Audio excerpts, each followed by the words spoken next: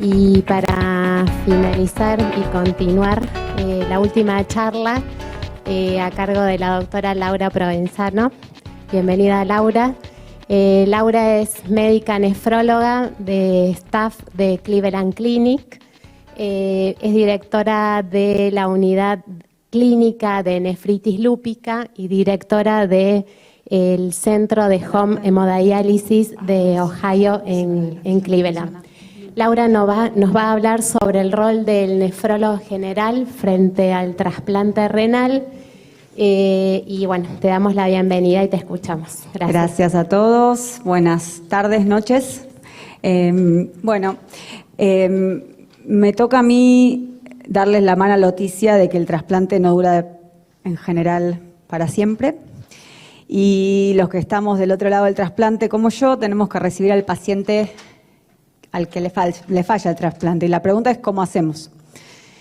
Tenemos algo que hacer diferente que lo que hacemos con los pacientes que entran a diálisis sin trasplante. Y la verdad que yo no sé si sabemos mucho, por lo menos yo mucha idea no tenía. Yo lo llamo los trasplantólogos cuando tengo que lidiar con la inmunosupresión post-trasplante. Así que fue interesante mirar un poquito la data. Y nada, estoy acá más que nada para que ustedes me cuenten a mí qué es lo que hay que hacer. Así yo aprendo. Bueno, un poquito de datos. Estuve buscando la información más reciente en la Argentina. El año pasado se hicieron 1.500 trasplantes renales. La mayor parte fueron por donante fallecido, como todos sabemos, y hay algunas combinaciones renopancreático, hepatorrenal y cardiorrenal, pero la mayoría es renal puro. Pero si bien se hicieron 1.500 trasplantes, todavía hay 5.563 personas esperando un trasplante renal y algunas otras combinados. Y intenté saber cuántas de estas personas esperando trasplante ya habían tenido un injerto y no pude encontrar esa información. No sé si alguien la tiene, pero yo no la pude encontrar. Pero bueno, por lo menos en los Estados Unidos, aparentemente, actualmente, aproximadamente 12% de los pacientes en lista de espera están en lista de espera por falla de un injerto previo. Y bueno, como vimos antes, el trasplante no dura para siempre y si uno se trasplanta joven, eventualmente va a volver a la diálisis o no, si recibe un segundo trasplante, pero muchos de ellos vuelven a la diálisis. Este es un estudio que ya acaban de publicar, que es un estudio retrospectivo. Esta en realidad es información que nos da el estudio de las data del trasplante. Después les voy a presentar el estudio. Pero aproximadamente, lamentablemente, si bien el trasplante dura 10, 15 años, 20% de los pacientes trasplantados pierden el trasplante al año. Y 50 a los 5 años. O sea que hay una alta proporción de pacientes que vuelve a diálisis o requiere un segundo trasplante muy rápido. Y es la cuarta causa más frecuente de inicio de diálisis de los Estados Unidos. Aproximadamente el 4 al 10% de los pacientes incidentes en diálisis lo son porque les falló el trasplante. Y el problema es que los pacientes que ingresan a diálisis con un injerto que ha fallado tienen una mortalidad muchísimo más alta que los pacientes que entran en diálisis sin injerto. Entonces es una población mucho más enferma. Lo que tenemos que tener en cuenta es que el retrasplante reduce 50% esa mortalidad, con lo cual nuestro objetivo cuando recibimos un paciente en diálisis con una falla de injerto, nosotros como nefrólogos generales, yo creo que lo más importante es que sepamos que ese paciente se va a morir mucho más rápido que el paciente que no tiene el injerto adentro y que los tenemos que trasplantar más rápido. O sea, esa es mi conclusión por lo menos. Esto para las trabajadoras sociales, que me dijeron que dijera algo, pero hay una encuesta y aparentemente cuando se le preguntó a los pacientes cuál era la consecuencia más temida de trasplantarse, era justamente perder el injerto, incluso más que la muerte. Y yo tengo un paciente, un paciente jovencito, que lo sigo desde los 20 y pico de años, ya tiene 40, bueno, no, lo sigo de los 30 y pico, ya tiene 40, y que tenía una nefropatía por reflujo, y está en diálisis, hemodiálisis por 10 años ya, hace hemodiálisis domiciliaria. Y nada, yo sé como, desde que lo conozco que vamos a hacer el trasplante, vamos a hacer el trasplante, vamos a hacer el trasplante. Y él le tiene que hacer, le tienen que hacer un hilio conduit, ¿no? Porque no tiene vejiga, le han sacado todo. Y él me dice, yo no sé, porque si a mí me falla el trasplante, yo a diálisis no vuelvo. Dice, nunca más. Entonces está dubitativo, porque yo no le puedo prometer que el trasplante le va a funcionar y no sé qué hacer. Así que bueno, eso es la verdad de la milanesa cuando estamos trabajando. Bueno, este es el estudio, incluyó 131.800 y pico pacientes que del 90 al 2019 perdieron el trasplante. Y quisieron averiguar cuál era, o sea, a lo largo dividieron este tiempo en cada 5 años, saber qué había pasado con el tiempo de lista de espera, el tiempo de retrasplante y la mortalidad de esos pacientes a lo largo del tiempo. Cómo nos va con el tiempo. Esto es más o menos la proporción, o sea, la línea es la proporción de pacientes desde el 90 al 2019, la proporción de pacientes que en diálisis que tienen un trasplante, que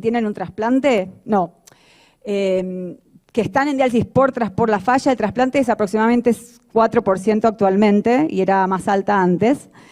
Las líneas altas te dan una idea del 2019, lo que está en gris clarito son los pacientes que están en diálisis porque perdieron el trasplante, y lo que está en negro más oscuro son los que tuvieron la suerte de no entrar nunca en diálisis, le hicieron un trasplante preventivo, que es bastante pocos los pacientes que están perdiendo el injerto, por lo menos en los Estados Unidos, que reciben el trasplante antes de volver a diálisis. Y una vez que vuelven a diálisis, su mortalidad aumenta mucho.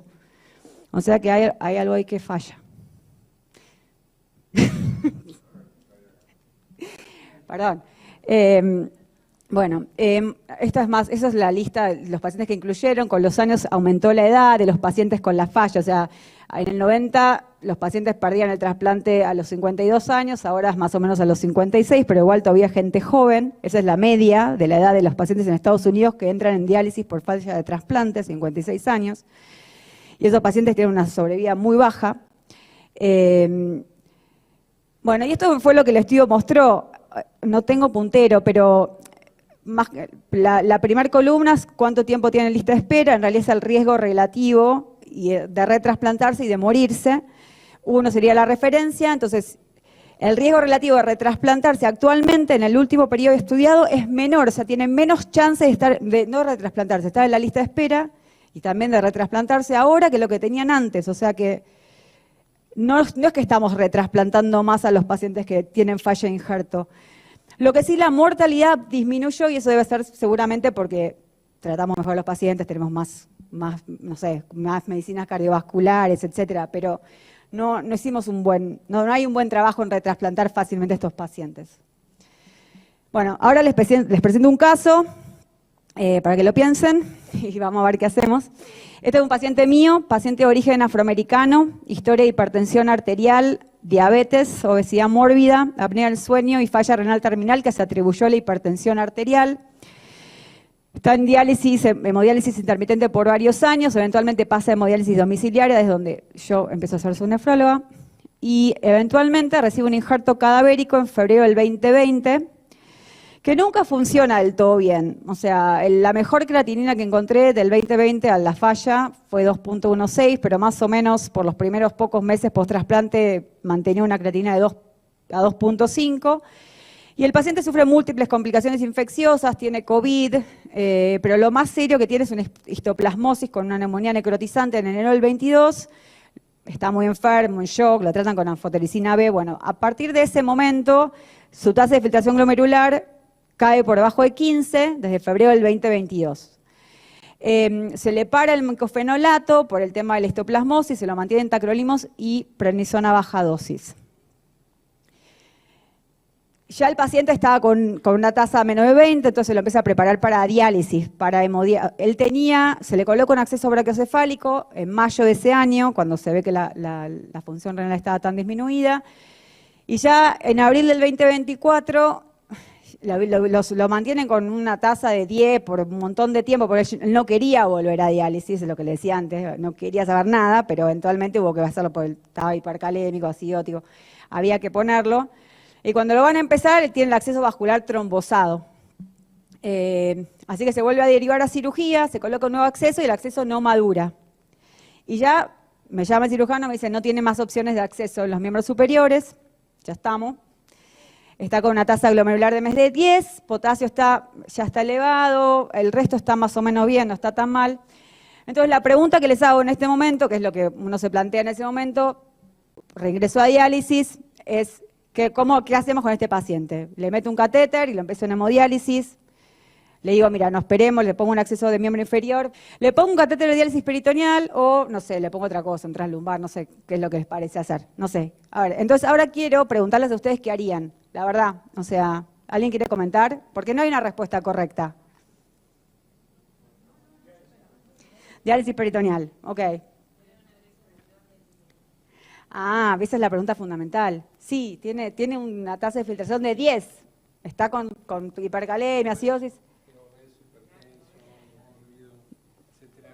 Ahora está flaquito, lo que dio mucho peso con la histoplasmosis. Tiene un BMI normal ahora. Puede ser la Sí, está en serio que está flaco.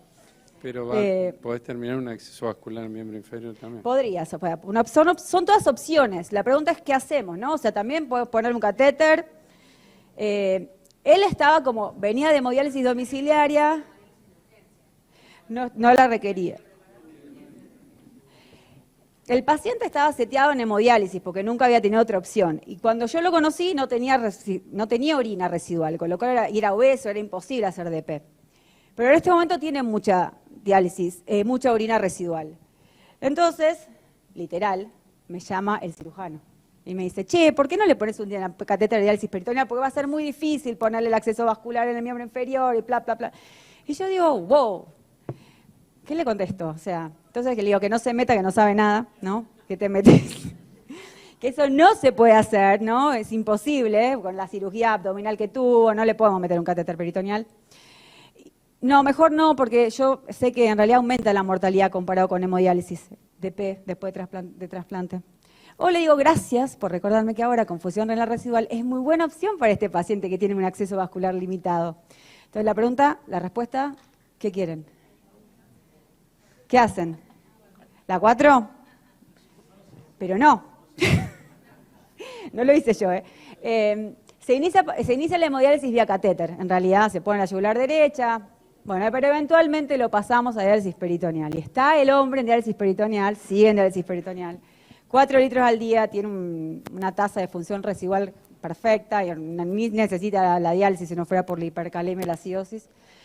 Y bueno, ahora me viene el tipo a mí, tal DP y está el tacrolimus, 4 miligramos 2 veces por día de prednisona.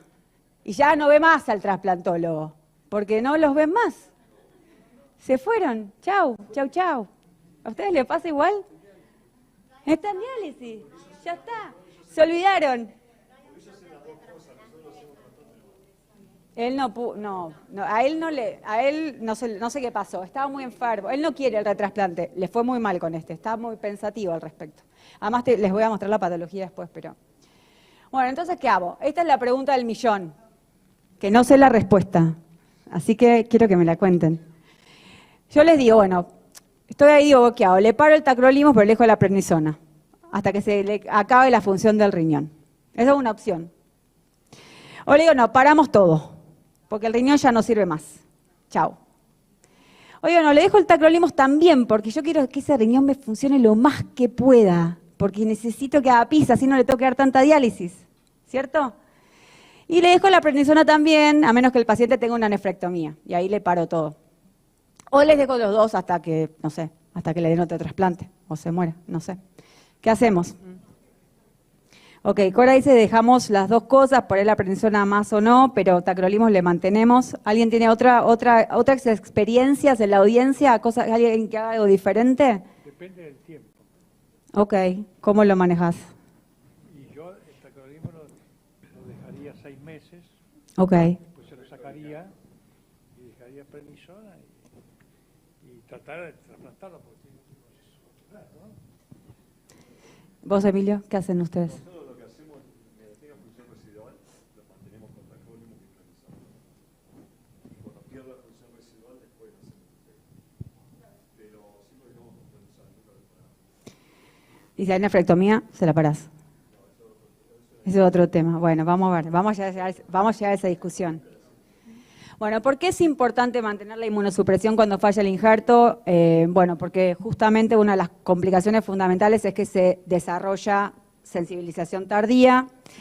Y bueno, acá les presento un estudio que lo hizo el actual jefe de trasplante de la Cleveland Clinic, compañero de Emilio en el fellowship, Josh Agustín, cuando estaba en UH. Pero bueno, acá estudiaron 119 pacientes que tenían falla de injerto y de los cuales tenían datos de PRA tardío, o sea, a los 6 a 24 meses post falla. Y en ese estudio se vio que la interrupción de la inmunosupresión se asoció a niveles más altos, sobre todo si el mismatch pretrasplante era de 3 o más HLA.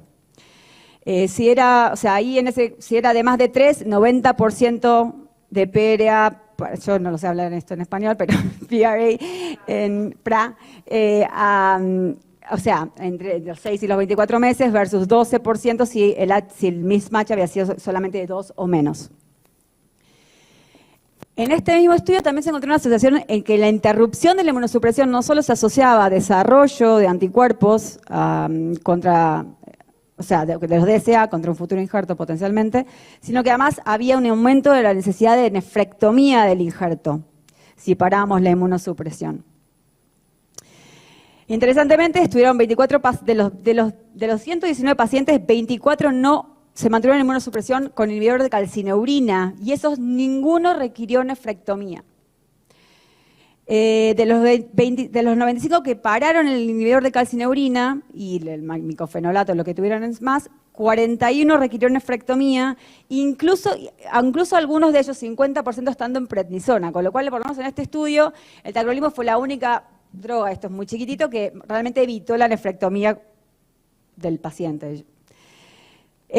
Una cosa que también, que vamos a charlar un poco después, pero es la nefrectomía en sí misma se asocia a una mayor sensibilización, mucho más alta, o sea, 79 versus 38% de los pacientes que tuvieron, o sea, si te hacen la nefrectomía a 6 a 24 meses, el 79% de los pacientes va a tener un PRA más de 80, que si no te la hacen solamente el 38%.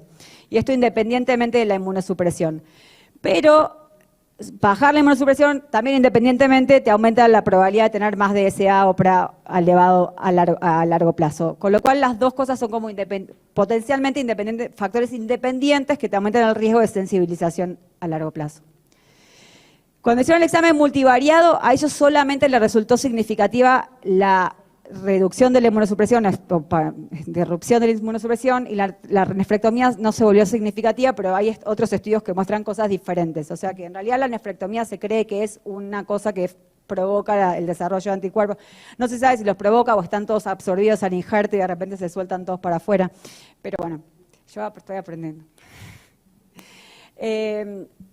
Bueno, obviamente, porque los pacientes, o sea, otros resultados fue como los pacientes desarrollan menos anticuerpos, se vio que los pacientes que no paraba la inmunosupresión tenían mayor probabilidad de trasplante, que en realidad eso es lo más importante, ¿no?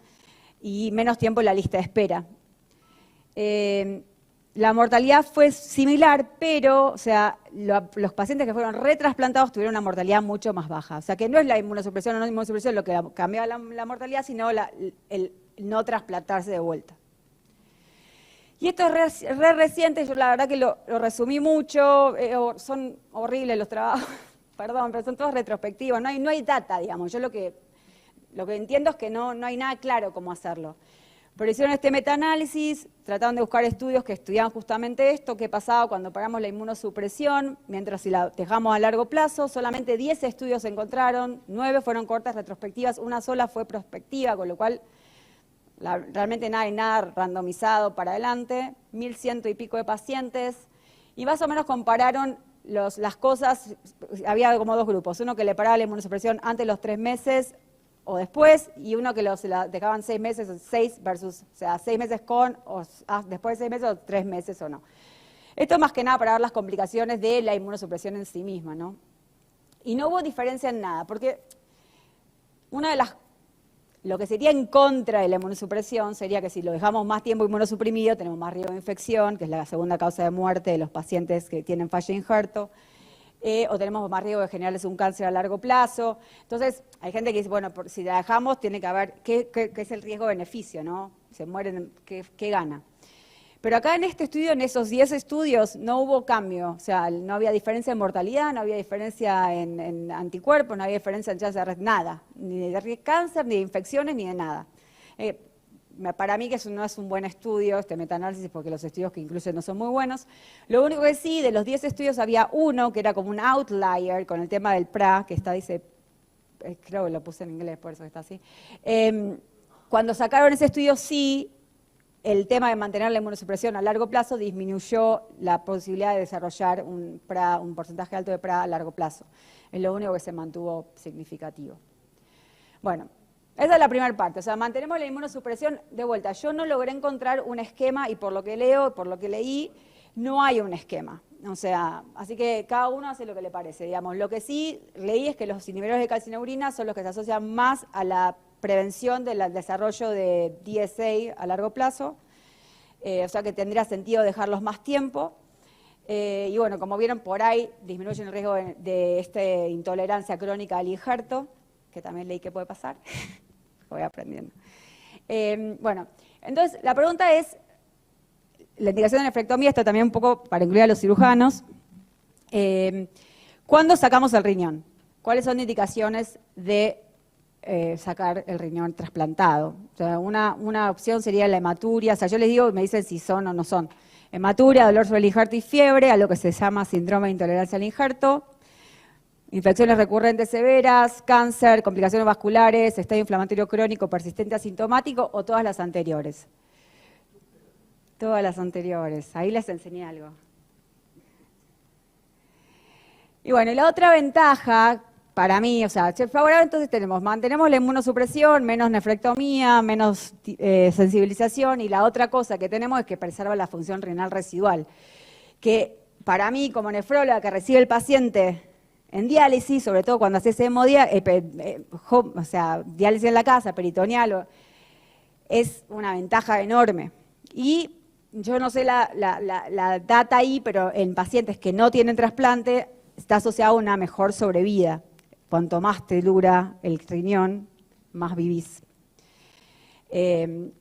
Bueno, hablamos un poco de esto, o sea, son los riesgos de la inmunosupresión a largo tiempo que hay que balancear. Posiblemente un aumento de riesgo cardiovascular asociado a la medicación, pero bueno, no sé, diálisis, no sé, es como que es medio confuso ahí. Y la última pregunta es, bueno, obviamente, ¿qué hacemos? ¿Retrasplantamos o no retrasplantamos? ¿Quién quiere retrasplantar? ¿Alguien no quiere? Bueno, ahí está para el cirujano que está. Bueno, esto es solamente esta es data más reciente, pero durante el primer mes la mortalidad es 7 veces más alta que en los pacientes que nunca están trasplantados. Cuando pierden, o sea, el que falla el injerto y entra a diálisis, 7 veces más alta la mortalidad del primer mes. Y por el primer año la mortalidad es muy alta de los pacientes que tienen falla del injerto. Menos del 50% de los pacientes que tienen falla del injerto y vuelven a diálisis está vivo a los 10 años. Eso son pacientes de 50 años, edad media. Y el retrasplante mejora eso. Y bueno, esto para tener en cuenta que la mortalidad del paciente retrasplantado es menor que la del paciente en diálisis en lista de espera por un primer trasplante. Más negaciones para. Y eso es todo.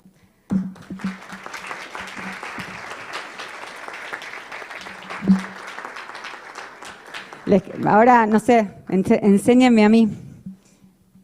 ¿Tienen alguna pregunta? ¿Cómo es el porcentaje de donantes vivos en el primer trasplante y en el segundo trasplante? ¿Se puede perder el infarto? Emilio, yo creo que te lo dejo a Emilio que te conteste eso, que sabe más. Sí.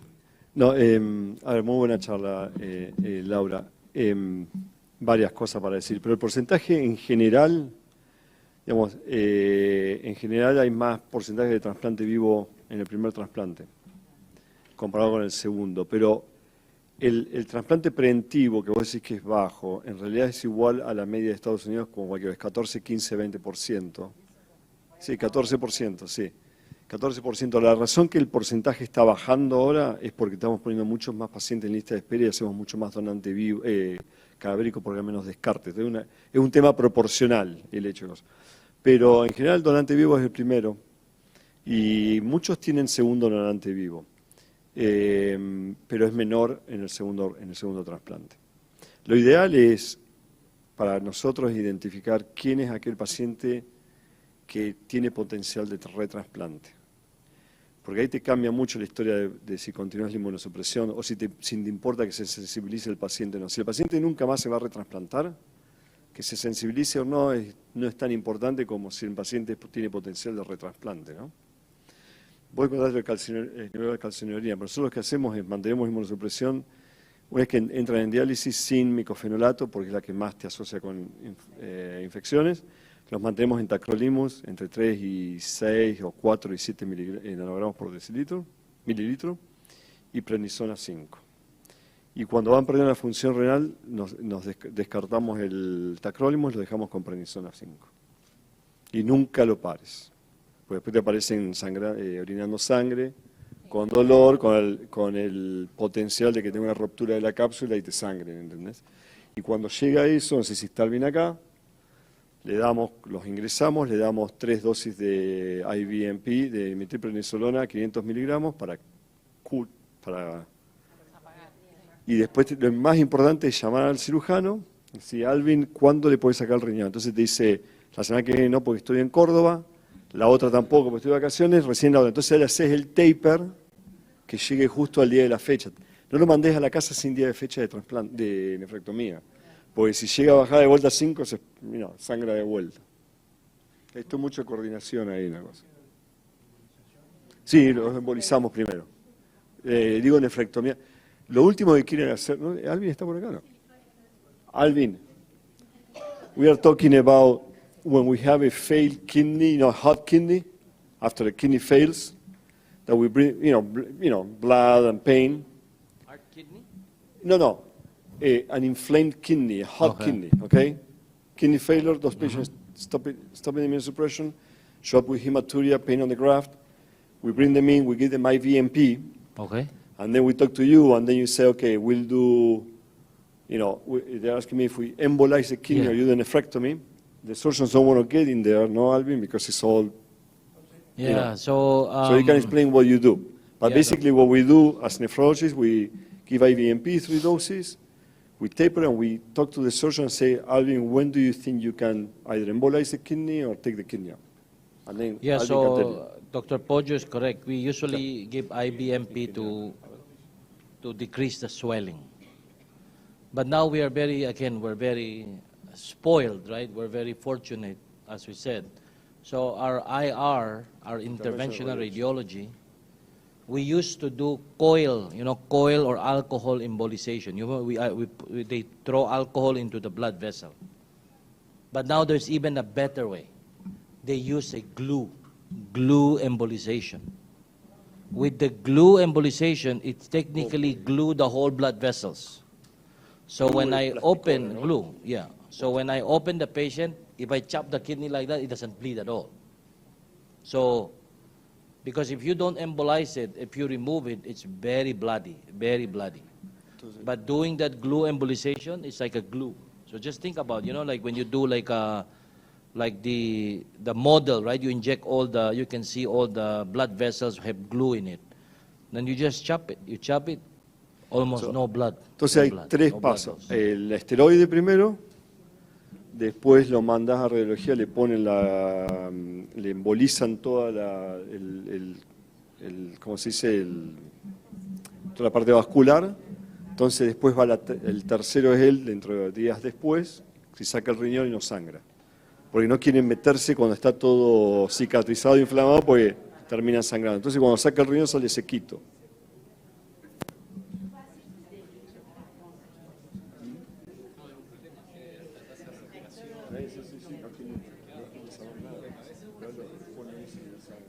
Ese plástico adentro, no queda ni un vaso sin tapar. Claro, pero como una infección por hongos profunda, crónica, ¿qué recursos o qué precauciones tendrías? No sé. No sé, me pregunta, o sea, ¿por qué si con el tema que tenía la histoplasmosis habría que parar la inmunosupresión por eso? Él está totalmente asintomático, no sé. Me parece que no. Nosotros vemos mucha histoplasmosis porque, no sé si se acuerdan, en la Facultad de Medicina, el río Ohio, ¿no? El Valley, Ohio River Valley, está lleno de histoplasmosis. No, le sacamos, cuando lo estamos tratando, cuando están enfermos, le sacamos todo. Lo dejamos con esteroides nada más. Pero una vez que, aparte responden bien en general, cuando ya están mejorando, le agregamos el nivel de calcinarina y ahí los dejamos, pero no los dejamos nunca con esteroides solamente. Y después los infectólogos los siguen y en general lo mantenemos siempre con antifúngicos estos pacientes. Quedan de por vida con voriconazol. El criptococo lo tenemos un paciente que eso es más complicado de tratar. No es tan fácil como la histoplasmosis. El criptococo es más complicado, especialmente si tiene central. Una pregunta para ambos. Paciente trasplantado renal de causa no filiada, con excelente función renal, sin proteinuria y microhematuria. La pregunta es, ¿lo biopsiarían a ese paciente una vez que le descartaste litiasis, neoplasia? Como el de ayer. Parecido al de ayer. Mirá, para nosotros... Sin proteinuria y con función renal normal. Estable, completamente estable. Normal, sí. Normal. Eventualmente lo vamos a biopsiar, pero en general le hacemos la biopsia de protocolo. Si está dentro del año, lo biopsiamos por protocolo. No por indicación, digamos. No por indicación. Si tiene función renal, todo, ¿y qué más te falta? Examen de orina. Si el examen de orina... Si tiene glóbulos rojos dismórficos, los biopsias, si no tiene... Y tiene una enfermedad glomerular. Le chequeamos un complemento, a ver si tiene un MPG3, ¿entendés? Algo de eso.